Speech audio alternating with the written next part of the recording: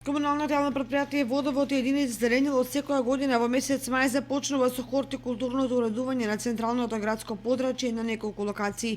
Се засадуваат хибридни цвеќиња кои го разубавуваат ликот на градот и даваат прекрасна слика за граѓаните на Кочани. Техничкиот директор Александар Евтимов изјави дека за оваа година комуналното јавно претпријатие Водовод има планирано да засади околу 5000 цвеќиња. Оваа година набавени се 5 врсти на цвеќиња, тоа се претежно хибридни цвеќиња и кои што може да видат граѓаните на следните локации веќе се посадени, кои нешто го разубавуваат градот за кој сметаме дека и како му е потребно и поголеми количини на цвеќе.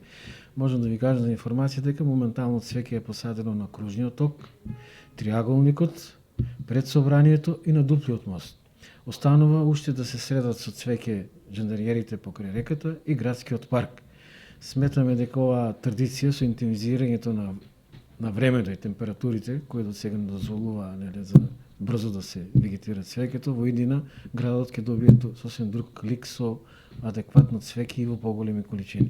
Граѓаните на општината позитивно го оценуваат уредувањето на центарот на градот, па затоа од комуналното јавно претпријатие Водовод најавија дека ќе продолжат со хортикултурното уредување и на други локации.